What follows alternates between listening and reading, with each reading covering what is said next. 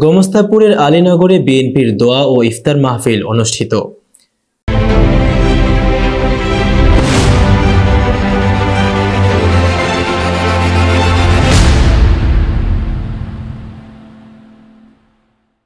গোমস্তাপুরের আলীনগরে বিএনপির দোয়া ও ইফতার মাহফিল অনুষ্ঠিত।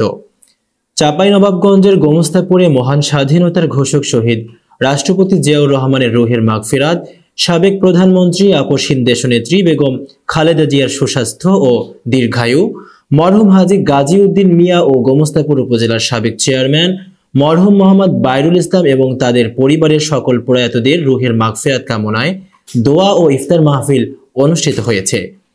রোববার 23 মার্চ বিকেলে আলীনগর স্কুল ও কলেজ মাঠে আলীনগর ইউনিয়নের সাবেক চেয়ারম্যান আনোয়ারুল ইসলাম বিদ্যুৎ ও তাসবিরুল ইসলাম সৌর এর আয়োজনে এই ইফতার মাহফিল অনুষ্ঠিত হয়।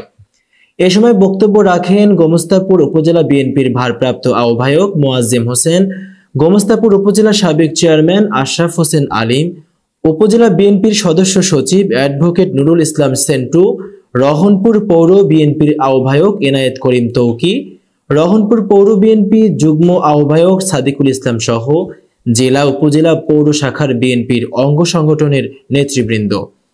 আলোচনা শেষে ইফতারের পূর্বে শহীদ রাষ্ট্রপতি জিয়াউর রহমান, চেয়ারপারসন বেগম খালেদা জিয়ার সুস্থতা এবং সাবেক গোমস্তাপুর উপজেলা পরিষদের চেয়ারম্যান মরহুম বাইরুল ইসলাম সহ সকল প্রয়াত বিএনপির নেতাদের আত্মার মাগফিরাত কামনা সহ দেশ ও জাতির মঙ্গল কামনায় দোয়া করা হয়।